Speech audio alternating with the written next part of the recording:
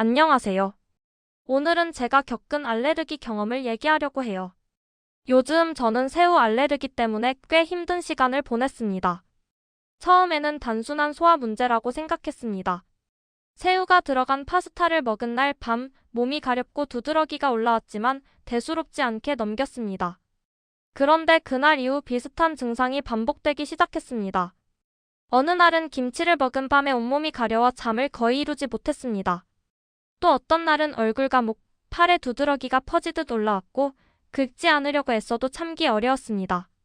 이상하다는 생각이 들어 먹은 음식을 하나하나 떠올려 보았습니다. 그 과정에서 알게 된 것이 바로 트립토미오신이라는 단백질이었습니다. 새우에 들어있는 이 단백질이 강력한 알레르겐이라는 사실을 알게 되면서 그동안의 증상들이 하나로 연결되기 시작했습니다. 새우뿐 아니라 새우젓, 조개류 젓갈, 해산물 육수, 김치 속 젓갈까지 모두 같은 단백질을 공유하고 있다는 사실을 알게 되었습니다. 그 이후 며칠 동안 저는 새우, 새우젓갈, 조개류, 그리고 트립토미오신이 들어갔을 가능성이 있는 음식들을 모두 피했습니다. 새우젓이 들어간 김치마저도 끊게 되었습니다.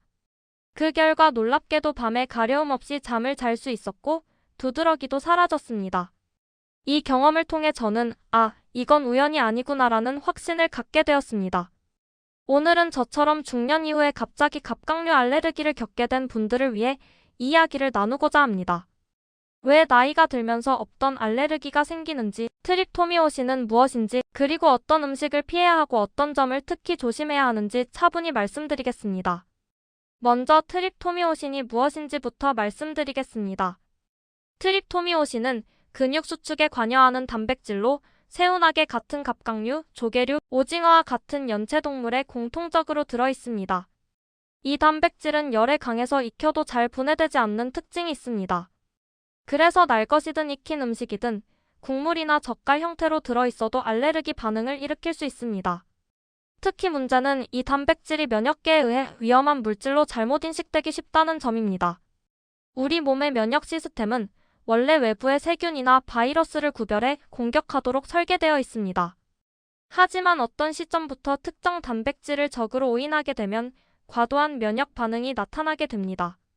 그 결과가 바로 두드러기, 가려움, 부종, 심한 경우 호흡 곤란까지 이어질 수 있는 알레르기 반응입니다. 그렇다면 왜 젊었을 때는 멀쩡하다가 나이가 들면서 이런 알레르기가 생길까요? 이 질문이 가장 궁금하실 것이라 생각합니다. 첫 번째 이유는 면역 체계의 변화입니다. 나이가 들수록 면역 시스템은 점점 균형을 잃기 쉬워집니다. 젊을 때는 관용을 유지하던 물질에 대해서도 중년 이후에는 과민하게 반응하는 경우가 늘어납니다. 이것을 면역 관용의 붕괴라고 부르기도 합니다. 두 번째 이유는 장 건강의 변화입니다. 우리 면역 세포의 상당수는 장의 분포에 있습니다. 나이가 들면서 장 점막이 약해지고 장내 미생물의 균형이 깨지면 음식, 단백질이 제대로 처리되지 못하고 면역계를 자극할 수 있습니다. 그 결과 이전에는 문제없던 음식이 알레르기 반응을 일으키는 계기가 됩니다. 세 번째 이유는 누적 노출입니다. 수십 년 동안 반복적으로 노출된 특정 단백질에 대해 어느 순간 면역계가 임계점을 넘는 경우가 있습니다. 마치 컵에 물이 조금씩 차다가 어느 순간 넘치는 것과 비슷합니다. 이제 어떤 음식을 피해야 하는지 구체적으로 말씀드리겠습니다. 가장 기본적으로는 새우, 깨, 바닷가재 같은 갑각류를 피하셔야 합니다. 조개, 홍합, 굴, 전복 같은 조개류도 주의 대상입니다. 오징어, 문어, 낙지 역시 트립토미오신을 포함하고 있어 반응이 있는 분들은 조심하셔야 합니다. 특히 많은 분들이 놓치기 쉬운 것이 가공식품과 양념입니다. 김치 속 새우젓, 젓갈류, 해물 육수, 된장이나 고추장에 들어간 해산물 성분은 증상을 유발할 수 있습니다. 외식할 때 나오는 국물 요리, 찌개, 볶음 요리에도 해물 베이스가 사용되는 경우가 많아 각별한 주의가 필요합니다.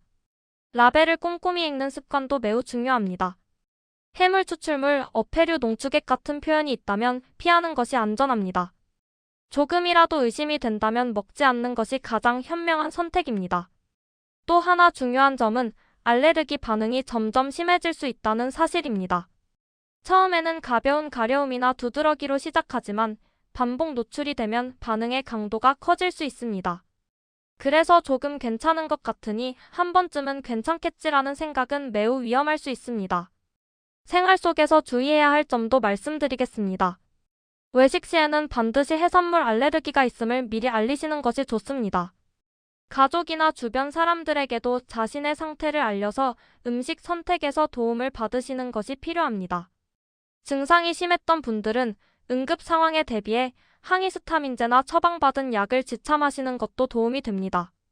무엇보다 중요한 것은 자신의 몸을 믿고 신호를 무시하지 않는 태도입니다. 나이가 들면서 생긴 변화는 결코 유난이 아닙니다. 몸이 보내는 경고를 알아차리고 그에 맞게 삶의 방식을 조정하는 것이 성숙한 건강 관리라고 생각합니다. 저 역시 새우를 좋아했고 김치에 들어간 새우젓을 당연하게 먹던 사람이었습니다. 하지만 지금은 조금 불편하더라도 안전한 선택을 하는 쪽을 택하고 있습니다. 그 덕분에 밤에 가려움 없이 잠들 수 있고 몸이 훨씬 편안해졌습니다. 혹시 여러분 중에도 이유 없는 두드러기나 가려움으로 밤을 설친 경험이 있으시다면 한 번쯤 음식과의 연관성을 차분히 돌아보시길 권해드립니다. 특히 중년 이후에 갑자기 나타난 증상이라면 알레르기라는 가능성을 꼭 염두에 두셔야 합니다. 오늘 이야기가 비슷한 어려움을 겪고 계신 분들께 작은 도움이 되었기를 바랍니다. 몸의 변화를 두려워하기보다 이해하고 존중하는 태도가 우리 삶의 질을 지켜준다고 저는 믿습니다. 끝까지 시청해주셔서 감사합니다.